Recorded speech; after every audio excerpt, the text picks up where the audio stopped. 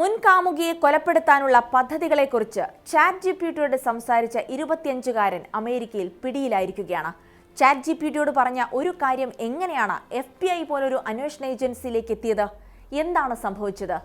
AI എപ്പോഴാണ് ഒരു ഉപയോക്താവിന്റെ സ്വകാര്യ സംഭാഷണത്തിൽ ഇടപെടുന്നത്? AI എങ്ങനെയാണ് ഒരു കാര്യത്തെ പൊട്ടൻഷ്യൽ ത്രെട്ടായി കണക്കാക്കുന്നത്?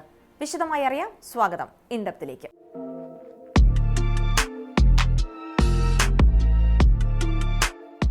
അമേരിക്കയിലെ 25-കാരനായ ഡാരൻ ഷൗ എന്ന യുവാവാണ് ഈ അത്യപൂർവ കേസിലെ പ്രതി. ഫ്ലോറിഡയിൽ ഒരു ഫിനാൻഷ്യൽ അനലിസ്റ്റായി ജോലി ചെയ്തിരുന്ന ഇയാൾ 6 മാസത്തെ പ്രണയത്തിന് ശേഷം കാമുകി ആ ബന്ധം അവസാനിപ്പിച്ചതോടെയാണ് ചാറ്റ്ജിപിടിയുമായി സംസാരിക്കാൻ തുടങ്ങിയത്. കാമുകിയെക്കുറിച്ചും അവളുടെ ഹോബികളെക്കുറിച്ചുമൊക്കെയാണ് ഷൗ ആദ്യമായി സംസാരിച്ചിരുന്നത്.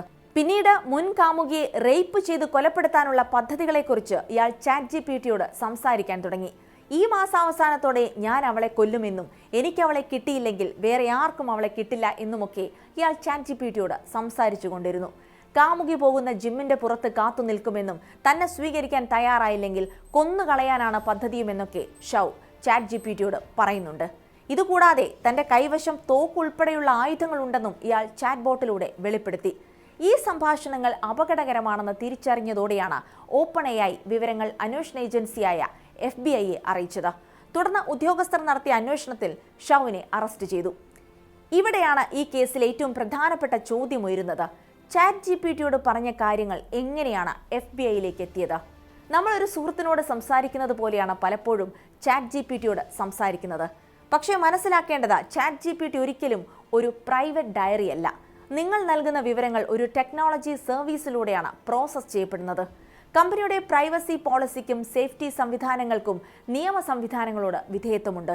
പ്രത്യേകിച്ചും മറ്റൊരാൾക്കെതിരെ ഗുരുതരമായ അക്രമം നടത്താനുള്ള സാധ്യത വ്യക്തമാകുന്ന തരത്തിലുള്ള സംഭാഷണങ്ങളെ അതിന്റെ ഗൗരവത്തിൽ തന്നെ മനസ്സിലാക്കാൻ AIക്ക് സാധിക്കും. അതുകൊണ്ട് AIക്ക് സന്ദർഭം വളരെ പ്രധാനമാണ്. സംഭാഷണം ആരെക്കുറിച്ചാണ്? അത് യഥാർത്ഥ വ്യക്തിയാണോ? അക്രമം നടത്താനുള്ള വ്യക്തമായ പദ്ധതിയുണ്ടോ? സമയം, സ്ഥലം തുടങ്ങിയ വിവരങ്ങൾ പറയുന്നുണ്ടോ? ആയുധങ്ങളെക്കുറിച്ച് സംസാരിക്കുന്നുണ്ടോ? അക്രമം നടത്താനുള്ള മാർഗങ്ങളെക്കുറിച്ച് ചോദിക്കുന്നുണ്ടോ? ഇതുപോലെ നിരവധി കാര്യങ്ങൾ ഒരുമിച്ച് വന്നാൽ ഒരു സംഭാഷണം കൂടുതൽ സീരിയസ് ത്രെട്ടായി മാറാമെന്ന് AI കണക്കാക്കും. ഡാരൻ ഷൗവിന്റെ കേസിലും ഇത് തന്നെയാണ് സംഭവിച്ചത്.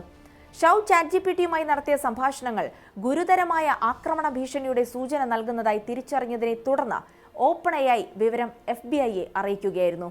തുടർന്ന് ലോ എൻഫോഴ്സ്മെന്റ് നടത്തിയ അന്വേഷണത്തിൽ മറ്റ് തെളിവുകളും കൂടി കണ്ടെത്തിയതോടെയാണ് കേസ് മുന്നോട്ടു പോയത്. ഒടുവിൽ ഷൗ അറസ്റ്റിലായി. കോടതിയിൽ ഹാജരാക്കിയ ഡാരൻ ഷൗ കുറ്റം സമ്മതിക്കുകയും ചെയ്തു. കോടതി ഇയാൾക്ക് 8 വർഷത്തെ പ്രൊബേഷൻ ശിക്ഷയാണ് വിധിച്ചത്. എന്നാൽ ആദ്യത്തെ 2 വർഷം GPS ട്രാക്കർ ഘടിപ്പിച്ച ആങ്കിൾ മോണിറ്റർ ധരിച്ച് വേണം പുറത്തു പോകാൻ. തോക്കുകൾ കൈവശം വെക്കാനോ മദ്യപിക്കാനോ പാടില്ല. മുൻ കാമുകിയെയോ അവരുടെ കുടുംബത്തെയോ ബന്ധപ്പെടാൻ ശ്രമിക്കാൻ പാടില്ലെന്നും കോടതി ഉത്തരവിൽ പറയുന്നു.